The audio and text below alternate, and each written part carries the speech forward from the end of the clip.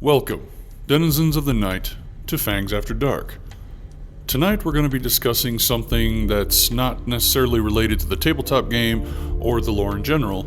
Tonight I'm going to be giving you my perspective and opinions on the upcoming Bloodlines 2 game that is supposed to release this fall, 2024, and the extended gameplay trailer that they have shown us very recently. So, strap in, opinions incoming. So first off, I just want to give my opinion on the overall game itself. Bloodlines 2 looks like it's going to be entertaining overall. Despite the development hell that it's gone through, the changing of the individuals and the teams that have been handling it, going from Hardsuit Labs to the Chinese room, all of that aside, I personally have high hopes for the game, and I am looking very much forward to purchasing it and playing it. There are a lot of divisive opinions regarding the game and whether it's going to be good, whether it's going to be trash, whether it's going to have this or that or what have you, and I have had in-depth discussions with my personal friends and individuals about what this game will give us and what we are hoping for.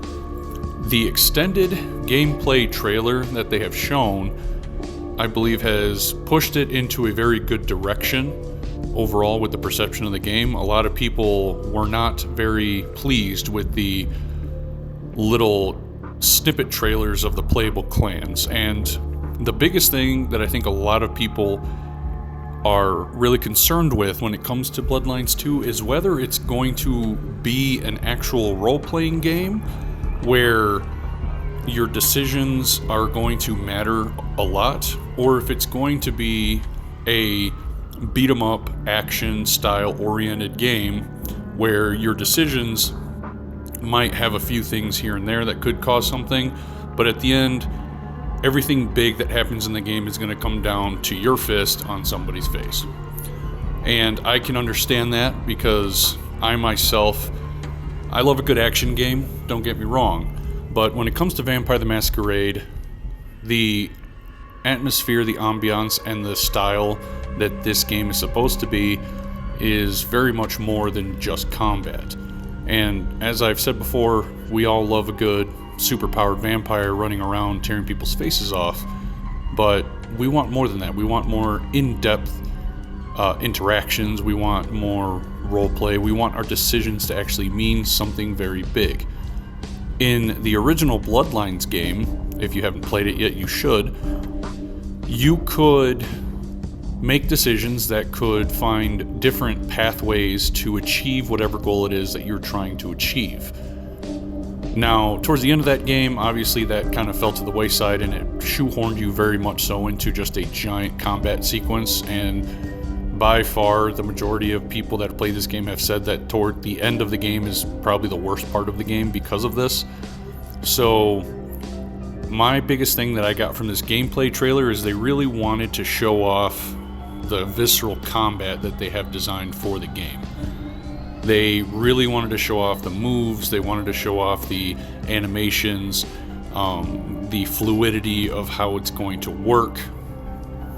And overall, I think they did a pretty good job of showcasing the combat. The combat system that they have set up looks fun, but I feel like they didn't go too far into the dialogue and the roleplay aspects of it. I mean, the mission that they showed us, dealing with Willem and going to that location, they specifically said that they were going to pick very aggressive, straightforward choices to showcase the Brujah combat. So there is a chance that picking other dialogue could lead you to not having to fight as much as they have shown in that gameplay trailer. So that's something that you should keep in mind, is they deliberately wanted to show off the combat and they deliberately wanted to show it off with the Brujah, so they deliberately picked straightforward, aggressive dialogue.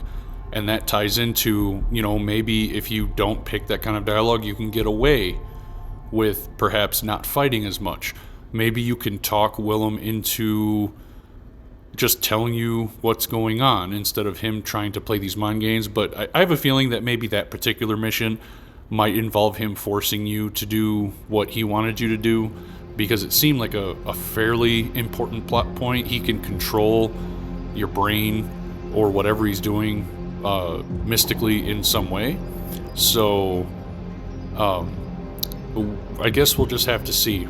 But for me, I think the gameplay trailer showed a lot of promising aspects of the game. The animation looked really good for the most part.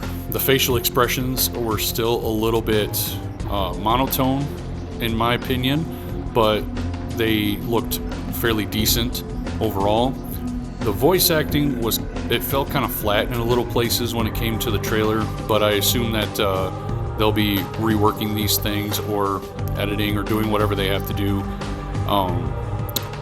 And I think overall the gameplay trailer was very promising. I'm excited to see how the other clans would handle this situation, and I am very hopeful that this game is going to deliver on what it said it's going to deliver on. I know a lot of people are not of that mindset, but for me in particular, I liked what they showed. Now, for my opinion on the concept of what they had going on with Bloodlines 2, the premise of it. Originally, Bloodlines 2, as you all probably well know, you were supposed to play a Thin Blood. And it would involve you essentially doing the typical new vampire shtick where you were running around doing things for older, more powerful vampires because you had no choice and you were trying to figure out a way to do something for yourself. To figure out what was going on, you were part of a mass embrace, which I thought was a pretty interesting concept overall. But personally, I am not a huge fan of Thin Bloods. So when that concept of the game was coming to fruition, I was very much hoping for an opportunity to turn myself into a regular vampire through Diablerie or through something. So I was hoping that would come up. When that version of the game got scrapped, when they switched to the Chinese room, and the entire concept of the game was completely separated and changed, they did a complete 180, and now you're playing an elder that has a thin blood in your brain, Johnny Silvervamp style, which I think is a pretty cool concept. I know Cyberpunk 2077 had that going on, and I think that's something that could work in Vampire the Masquerade as well. I know how a lot of people might have the opinion that it's a little bit too derivative. It's not original enough, but you can definitely have some brain fuckery shenanigans in Vampire the Masquerade, and having a Thin Blood stuck in an elder's brain somehow sounds interesting, which can also explain why the character Fire can use telekinesis. A lot of people were kind of wondering how this is possible. There is a Thin Blood power that gives them telekinesis, and if she's got a Thin Blood in her brain somehow, I could see how she could potentially channel a power like that. But that's neither here nor there. I like the Elder idea more than I did the Thin Blood idea before. So that's already given me a huge plus for this newer rendition of the game. You are also playing a sheriff, which is the mechanism that they're using, the plot device they're using to have you going around doing things. You're an elder who just woke up, you don't know what's going on, you don't know why you have this mark, you don't know why you have this thing in your head. You make yourself known. Big Lou says, hey, you're an elder, you could be my sheriff, yada, yada, yada. It gives you the freedom to investigate what you need to investigate as long as you do stuff for me.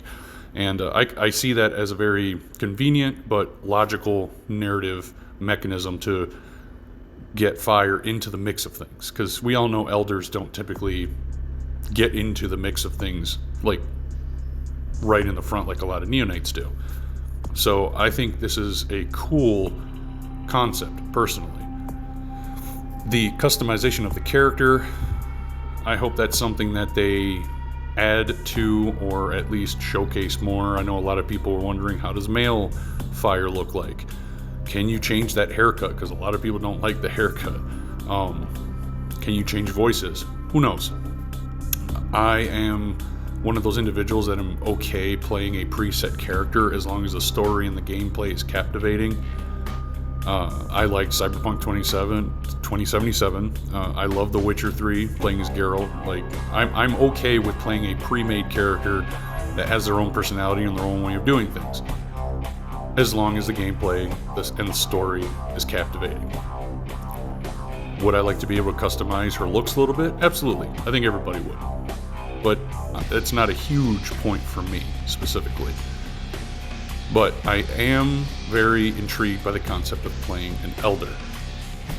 So I'm very excited to see how that goes. On top of that, you're playing a sheriff, a high-ranked member of a Camarilla court. And you're also new. You might be an elder, but you're new. But you have a reputation. So a lot of other vampires respect you because of that. So there's a good mix of things that's going on here. And I really hope that they can deliver on the narrative nuance that is fire in Bloodlines 2. So, in summary, I apologize if my thoughts aren't as coherent as they could be. I haven't really done review or opinion videos like this, but I am overall excited for the game to come. They showcased their combat very well in the extended gameplay trailer. They showcased a little bit of the dialogue and the narrative, and they implied choice consequence in the fact that they stated that they were deliberately picking aggressive behavior towards Willem to showcase Brujah combat. So in the future, I hope that they reveal more to showcase more of the game. I think a lot of us are really wanting to see how the narrative role-playing aspect of the game is going to shape out like.